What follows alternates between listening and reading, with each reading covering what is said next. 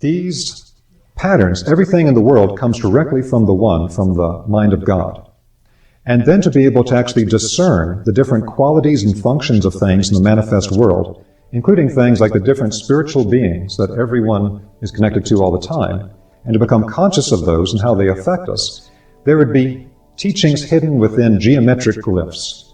Because again, the geometric glyph holds pure pattern information. It's a packed thought form from the mind of God of a pure pattern. So the tree of life holds a tremendous amount of embedded information. That there are 22 paths connecting the 10 spheres on the tree of life. A huge amount is embedded in these, and different teachers can focus on completely different things from the same pattern. Because it's holographic, it's like a jewel, and different facets of all these different things. If we take a look at what we're looking at tonight, there's another pattern that's laid within the tree of life, which is that it has 3 different pillars inside of it. Now the 3 pillars have an interesting quality to them. On the left and the right hand pillars, which are sometimes referred to in the West as the pillars of mercy and severity, they don't go all the way up or all the way down. The only one that goes all the way up and all the way down is the central, or the middle pillar. And this is related to a very deep teaching of how to discern 3 different types of spiritual forces, or actually 3 different types of spiritual beings in the classical tradition. Now, unfortunately, this idea of discerning 3 different types of spiritual beings was primarily lost over time, so that in most external Western churches today, it's not taught anymore, unfortunately, because it was in the original tradition. And instead, things are presented only as like, there's the good spiritual beings and the bad spiritual beings. Well, the problem is, as we are created from the Godhead, the first movement from the One is into the 2. It's like the first split of the egg in the mother's womb to be the 2 different parts that will then split to become the full manifest human being. So that split into 2 is actually taking the unified aspect of the Godhead, the One, and moving into 2 opposite polarities. In the Indian tradition, they talk about this being Shiva and Shakti, these archetypal yin and yang, masculine and feminine aspects. Now this is absolutely critical, because you can't say that one is good and one is bad. You can't have a purely polarized system and say that's good, that's bad. If we have male and female, which one's good and which one's bad? But this type of thinking infects everything in the Western world today, like our politics. Well, if this side is right, that side must be wrong, sort of thing. Everything is brought into this polarized dichotomy. But the original understanding was much different. If we study classical teachings like in Tibetan Buddhism, they talk about, the path of development is not to one extreme or another. It's the middle way. It's that central path, holding a balance between 2 different extremes. And so the same thing is true on the tree of life. We have a middle path, just like the Tibetans talk about, and then things can go off balance to one extreme or another. Do you want to be too hot or too cold? You don't want either, you want to be in the middle. But this applies to everything within spiritual development. So one of the things that needs to be discerned with this concept of the Godhead creating the world and the different levels of manifest being that are referred to in the classical text is that there are beings that connect to the middle pillar. They go all the way up and all the way down. That means they connect to the highest levels of the Godhead, and they also connect all the way down to the level of the manifest creation. In the Western tradition, within Esoteric Christianity, this is connected to the Christ or Christic beings, or within the monotheistic traditions of Judaism, Christianity, and Islam, they refer to them as Michaelic beings, because Michael is considered to be the highest of the archangels. And so one of the names that is attributed to the term Michael is that the name Mikael means who is as God. And so that idea that Michael holds the quality of the Godhead, but reduced in scale to where it can be interacted with at an archangelic level. The meaning of this is that when we hold to the middle way, perfect balance in all polarities in life, then we're on the path that takes us all the way. But through free will, through the mysteries that are described in the book of Genesis and in the Kabbalah and many other traditions, where through the exercise of free will, we can choose to go off to one direction or the other and get off balance. The same thing is true for certain types of higher spiritual beings who actually have the spiritual task of being somewhat polarized and pulling us one direction or another. Now, the way that this got confused for the modern Western tradition is that some of the terms used in ancient times got to be confused together so they could no longer differentiate their meaning, which leads to a lot of confusion. So toward one hand, toward the left-hand pillar, you have spiritual beings that don't understand or really care for the physical world. They're not into that. The physical world is something that seems like a place of suffering. And many of the ancient traditions of the world were heavily influenced by these beings, with teachings of the physical world being an illusion, of the physical world being a place of suffering, get off the cycle of karma and reincarnation, etc. In the Western world, it was understood that these spiritual beings are advanced spiritual beings, more advanced than human beings. And they also have tremendous spiritual light.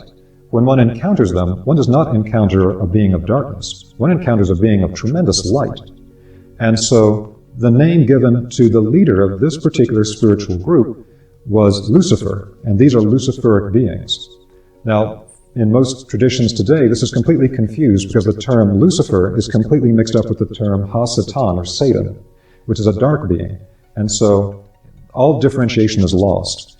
But the Luciferic beings were understood as beings of great spiritual light, but who do not completely understand physical reality or the process of human evolution in the physical world. To them, it seems like we're children being tortured in a place we don't need to be, so get off the cycle and go back to spirit. Again, this is a very deep topic, talking about the consciousness and activities of these beings, and it's made doubly difficult because there's so much baggage attached to the names today that are not part of the original tradition. The basic idea here is that to one side, you can go, even with any human being, toward a type of spiritual development where you really focus on spirit, but your physical life goes straight to hell. You know, you're not able to pay the bills, and your relationships with people suffer, and you're not taking care of business, and your life's not going that well, but you're really focused on spirit all the time, but not grounded. Now that can also lead, unfortunately, to forms of spirituality that are illusory or hallucinogenic, so that the things that are being perceived and worked with are not really real, or they're distorted through our lens in a particular way that's really not helpful. And so this is connected to what classically is referred to as the Luciferic extreme. Now on the other hand, as you might imagine, it's the exact opposite polarity. If one is connecting to spirit, but not really following the full process of creation in matter and connecting to that, then the other is going to be deeply connected to matter. It's going to be deeply connected to the process of linking onto the physical materialization process and loving physicality. The first identification of these beings in ancient texts was really in the old Persian Zoroastrian tradition. And in the Persian Zoroastrian tradition, they refer to these beings as Angramenu or Ahriman. Now this being of Ahriman or Angramenu in the old Persian Zoroastrian text was contrasted to a being that was related to the being of the sun. The name was given as Ahura Mazda. And for the old Persian Zoroastrians, they said that this is a spiritual being that you can spiritually perceive clairvoyantly in the aura of the sun. And this is the same concept we have with the sun god that then later becomes the manifested concept of the solar logos in the later Western tradition. The spiritual being directly related to the sun. So it's opposed by this dark being of materiality. So human beings can fall into this as well by becoming completely materialistic, so that we don't even believe that spirit exists. Spirit is some type of illusion that we have. There's nothing but random evolution over time through completely physical biological processes, and there is no spirit, there's nothing of that kind. So this becomes a kind of modern materialistic scientific perspective that's very sharp in some ways, but has absolutely no spiritual perception. And so for complete materialists, they fall completely into this pillar.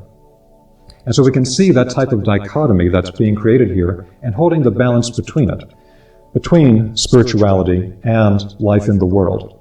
Now the Ahrimanic aspect then took on other names in other times.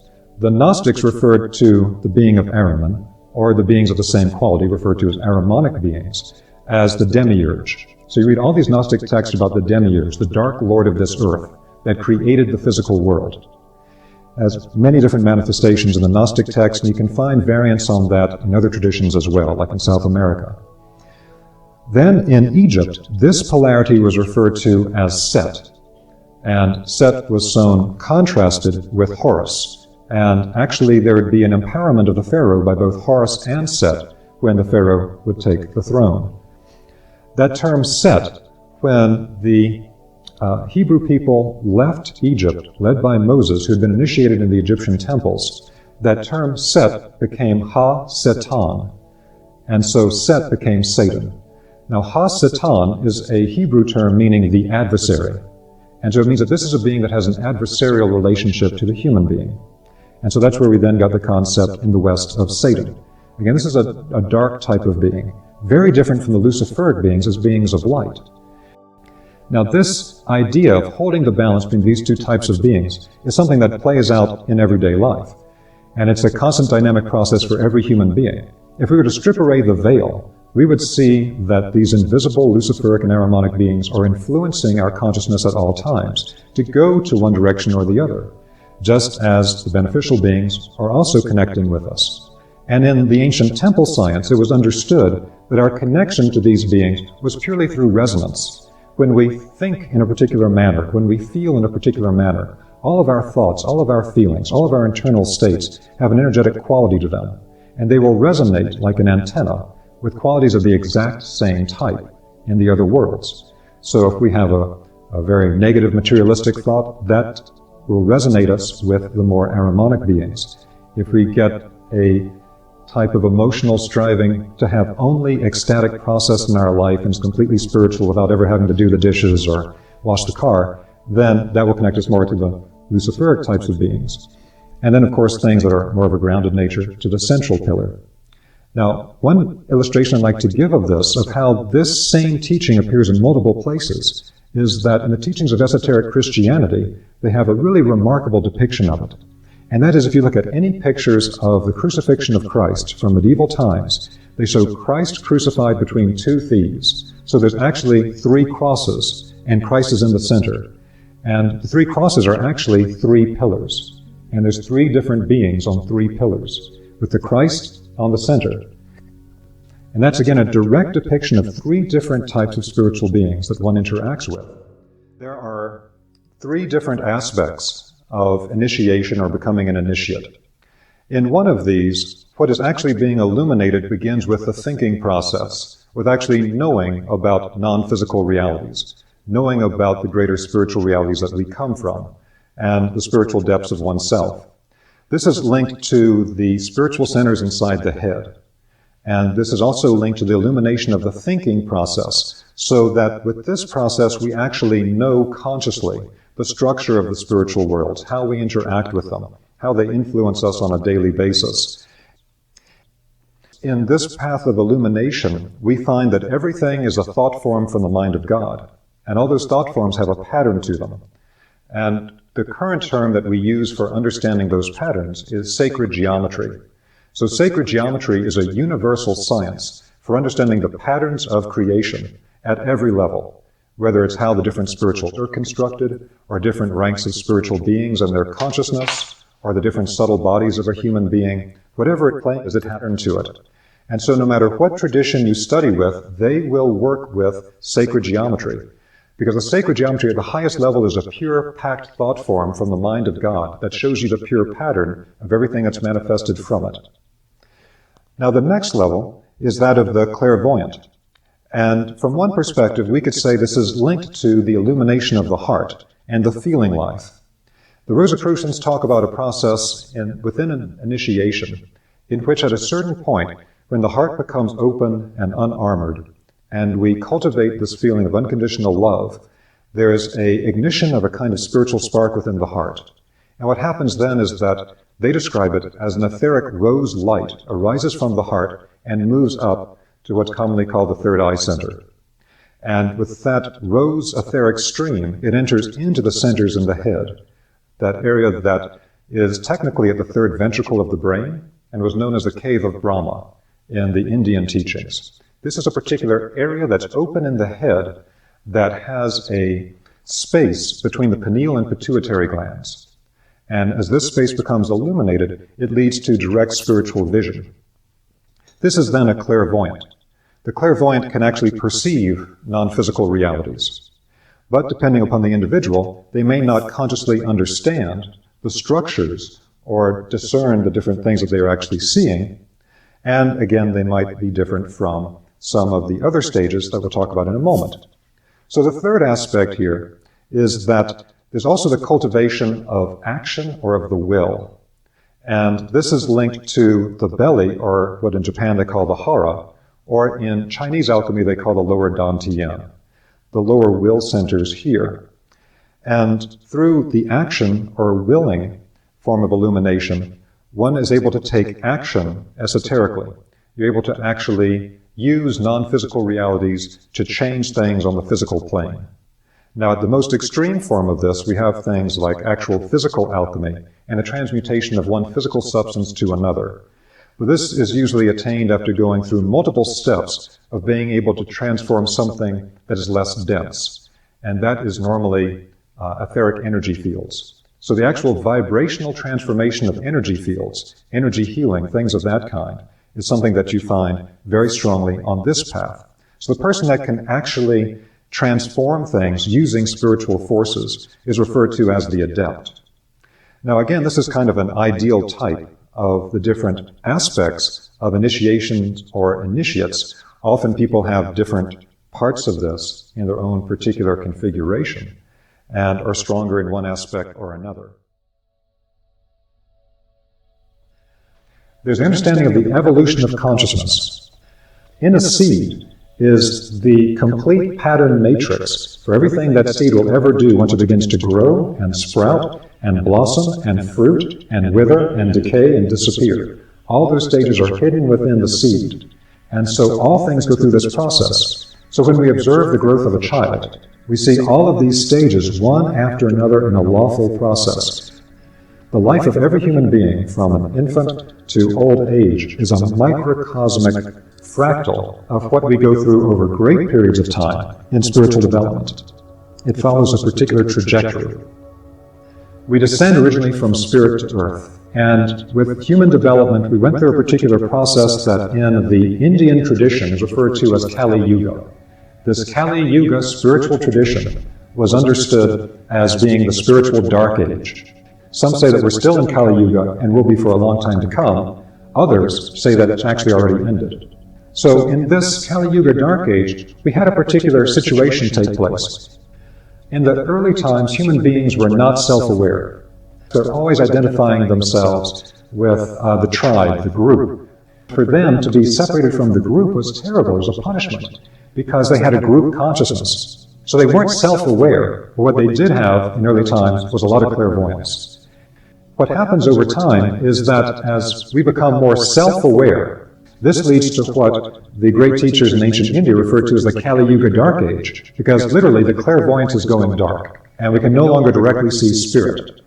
Human beings began to more and more lose the ability to clairvoyantly perceive the world around them, but they developed the ability to think in a logical, linear way, and to think of themselves as more of a separate individual being. This develops over time until we reach a kind of a low point of this, the nadir point, as what happened around the time of the incarnation of the Christ being within Jesus of Nazareth. That is a human being attaining the state that creates the template for the rest of humanity to actually unite with the Christ being and develop that state of awareness. And so there's actually two different movements happening here simultaneously. There's an ascending movement and a descending movement. Our capacity for developing higher consciousness is going up at the same time as, in a way, we're contracting into more and more of an individual contracted state. So at the time that we become the most individual, the most separated, and we lose a sense of connection to everything that is. The benefit of it is that it sharpens our self-awareness. It sharpens our ability to think and to be conscious in a particular way that could only happen this way. So once that happens and we can begin to crystallize the I am self-awareness, and we truly become self-aware, self-conscious, then two things can happen. Either we keep going down and we become more and more self-involved and become more materialistic, or we can begin to pull back up as that I am presence fully develops, and instead of just becoming a lower and lower beast-like form of being separate from everything, it instead becomes a transcendental consciousness and connect not just to ourselves, but start to expand back out to be transpersonal in our awareness. But at the highest level of expanding our consciousness, we get to the point that we know that we're connected to everything that is. The Bodhisattva vow, I will continue to incarnate to help all sentient beings until all sentient beings attain enlightenment. There's nothing separate in us from the sentient nature of all beings. It all comes from the unified Godhead. Initiation is really a process of becoming aware of who am I, why am I here, where do I come from, and how do I develop a process by which I can become more self-aware and accelerate my process of development. Along the path of initiation, as you begin to understand processes other people don't understand, there can be the temptation to use that knowledge to manipulate other people, or to manipulate all types of things. Let's say you understand psychology and somebody else doesn't. You can manipulate them with all types of things in neurolinguistic programming and things of that kind. What words do you use? What tonality do you use? How do you present the information? You can manipulate them all over the place. There's a very strong rule that all the powers and understandings gained on the path will be put to the service of other people. Otherwise, as you develop the abilities, you will get that temptation of, well, I could get what I want right now because they don't understand this process, but I do. So, initiation and inner alchemy. Alchemy has to do with the transformation of something from a base state to a higher state. But there's an important thing that's hidden in that, which is that the base state has to exist first. You're turning lead into gold, but there had to be the lead there first to create the gold. So this means that hidden within, all types of lower structures are the seed of its full fruition, very much like the classical illustration of the caterpillar and the butterfly. You don't know looking at the caterpillar that over time its entire structure has laid within it the ability to become a winged butterfly. But it's the exact same thing in the human being, which is why they depicted the higher spiritual bodies of the human being as always being with wings, traveling through the spiritual worlds. So we develop the physical body, we develop the body of life force, we develop our consciousness, but then we come to the point of developing our self-awareness, the I am presence. And that's where we are today.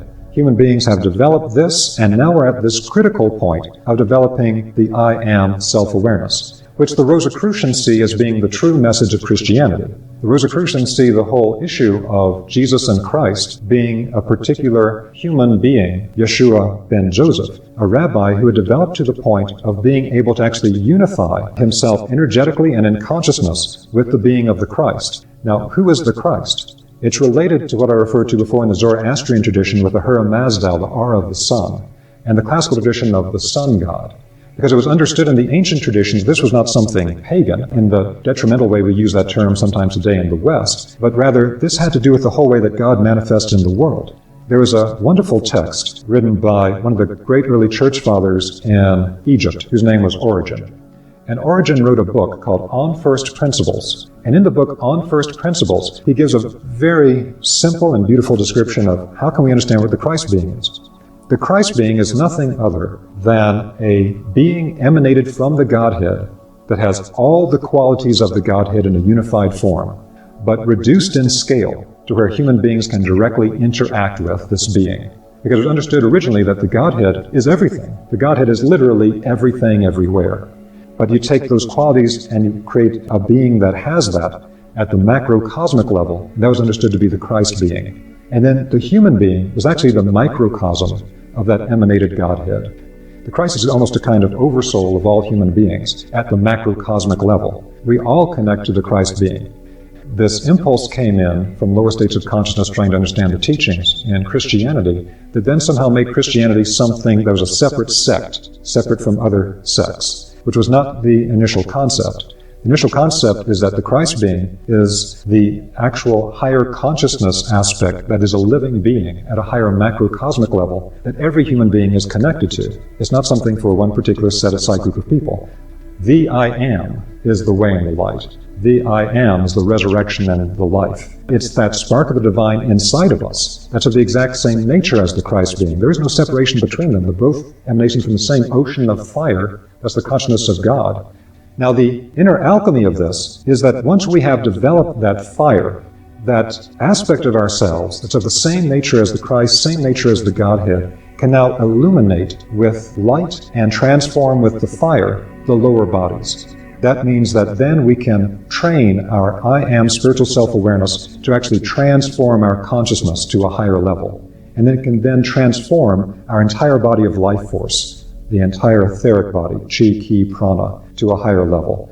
Now, as it transforms our consciousness, we have to start to analyze our own internal life. We have to be aware of what am I thinking, what am I feeling, what am I doing? Because most of the time we're completely unconscious. The whole human race is asleep. We think we're awake and we're walking around in the world, but we're still fast asleep, and we just keep playing out the same reactive psychological patterns again and again and again. So the process of self-observation is fundamental. Without self-observation, you can't begin to crystallize out this level of awareness, and you can't start changing your detrimental psychological patterns of how you think and how you speak and how you interact with people and how you feel internally to something that's more beneficial. Now, over time, this develops to a higher level, to where your awareness actually becomes transpersonal, so that you're not completely focused on yourself, but rather you can take in the consciousness states of more and more people.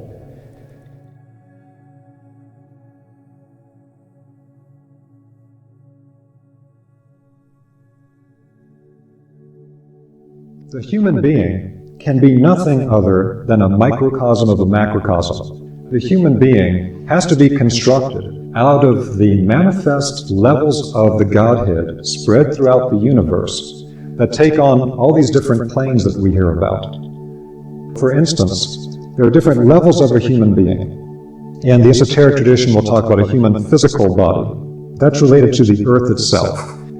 In Sanskrit, they refer to as the sheath made of food. That's the literal name in Sanskrit for the physical body, a sheath made of food, because we take in physical substance, we put it into a field of force that is the outline of our body, and then it fills it out with physical substance. So the physical body is of the same nature as the earth. We draw the substance from the earth, we give it back at death.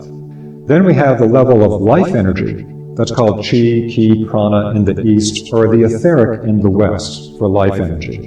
But basically it's pure life force. This is like the life energy of the Godhead moving through the world. We take a small detachment of that life energy and individualize it to become our life body during our incarnation. It's related to the element of water. Then we have our consciousness body, which includes both our emotional and mental function. Sometimes this is referred to generally as the astral, or sometimes it's broken down to being the emotional and mental body. But essentially it's the consciousness field of God that we bring into ourselves as an individualized astral body. And that emotion and mind aspect is related to the element of air. And then our self-awareness, our I am presence, is related to fire. This is what the ego with a capital E. They don't mean the ego of psychology. It's not your little ego. This is your I am presence. This is your divine spark of being self-aware. It's all about the development of pure self-awareness. Why would it be linked to fire? Because that's the pure spark of the fire, the flame from the ocean of fire of the Godhead that we have inside of us. Every part of ourselves is a detachment from part of the levels of God that make the levels of the world outside of us that we individualize to become a self-aware separate being. That's the absolutely fundamental part of understanding what being a microcosm of a macrocosm is.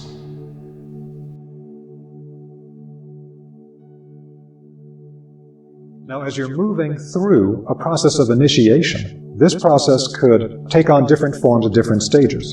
And so depending on what tradition you're looking at what time, they would have different names for the stages of development. The first stage of initiation in the classical initiation was called the raven. And so you see pictures of ravens in some types of alchemical manuscripts.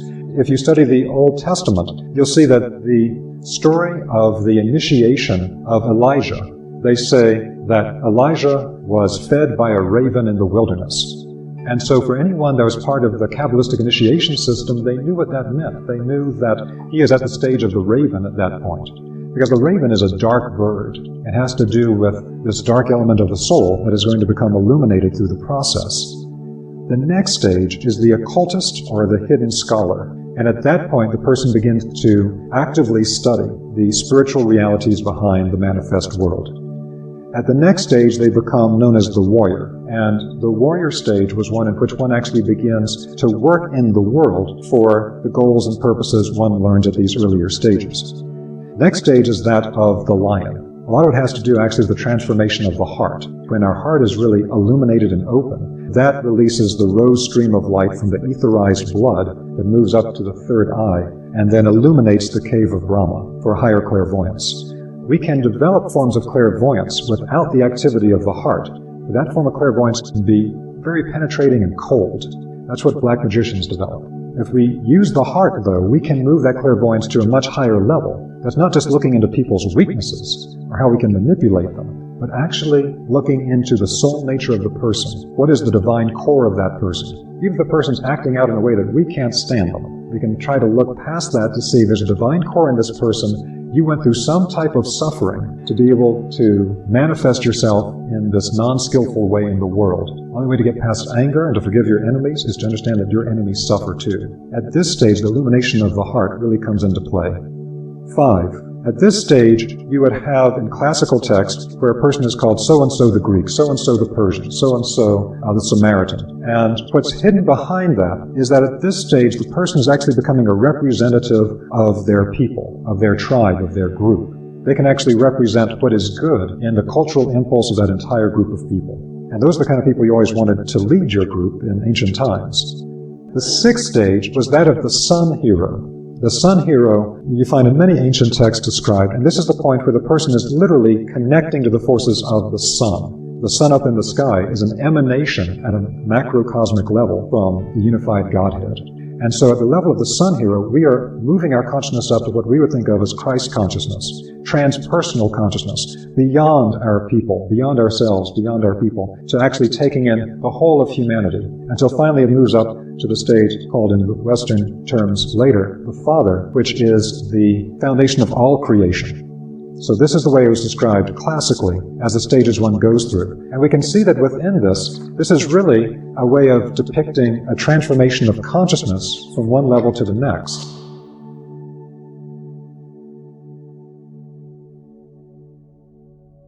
Now there are 7 Rosicrucian stages of higher knowledge. The first stage in the Rosicrucian way is the study of spiritual science. Now there's something hidden here. Why is the first stage the study of spiritual science? We're talking about literally studying spiritual text. First part of it is to develop our capacity to think logically. Now in most spiritual circles today in Western metaphysics, we look at things that are intellectual or logical as somehow lower than things that are spiritual. But that was not how it was understood in the original traditions. They understood the capacity to think logically as a superpower that would allow you to completely transform nature and to use all the forces of nature. Also, the capacity to think logically allows us to become self-aware to a deeper level. You have to be able to think logically and evaluate. But there's something else hidden behind it. And what's hidden behind it at a deeper level, when you take off one of the veils, is that the study of spiritual science allows you to put into your mind an understanding of a particular structure. As a practical matter, when you study spiritual science, you understand different levels of consciousness, different spiritual planes, different human subtle bodies, the evolution over great periods of time. Those actually put a structure in your consciousness that allow higher spiritual beings to tell you more.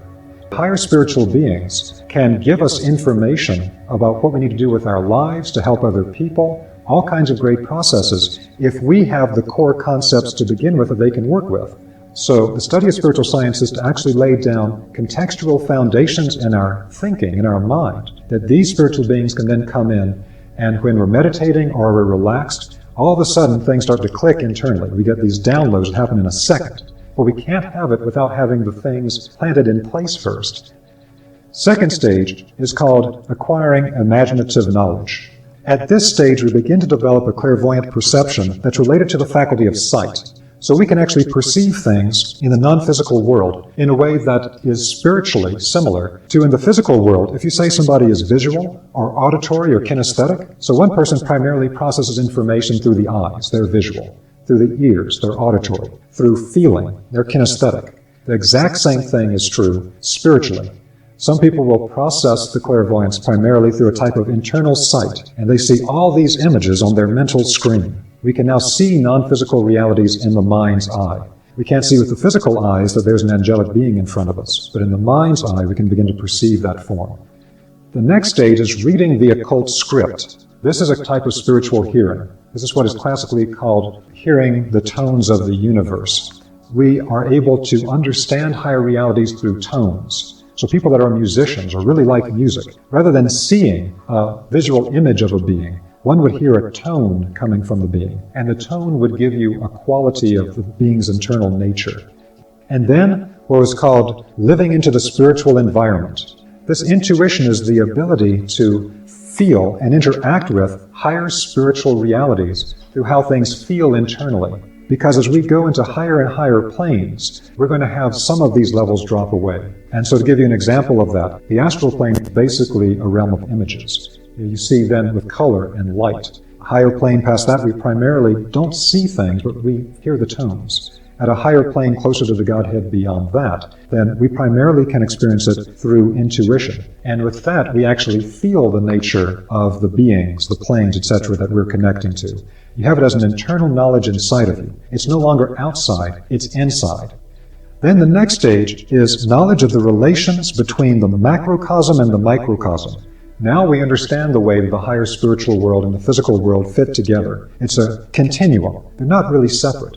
The astral world is not something out there. The astral world is all around and inside of us all the time. And then the next stage, we actually have a union with the macrocosm. We can connect to the higher macrocosmic forces. This is related to higher stages of alchemy, some of the teachings you find in Taoist yoga, a lot of different traditions, when there's actually a union with the macrocosmic forces. The final stage is given different terminology in different texts. In one, they would refer to it as attaining blissfulness in God. Another would call it unifying the earlier stages. But essentially at this point of being able to unify with the macrocosm, there is not a separation of oneself from the Godhead. One can completely unify with the nature of the Godhead that's inside of our I Am presence. And this happens as a totality after the transformation of the other lower bodies. So this is the general sense of the 7 Rosicrucian stages.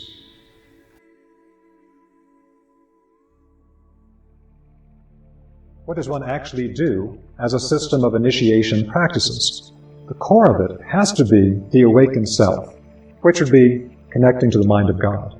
So one of the most fundamental practices for the Rosicrucians are what they call the 6 basic exercises. Why are there 6 basic exercises? There's the understanding that the different energy centers in the human body have a geometry to them.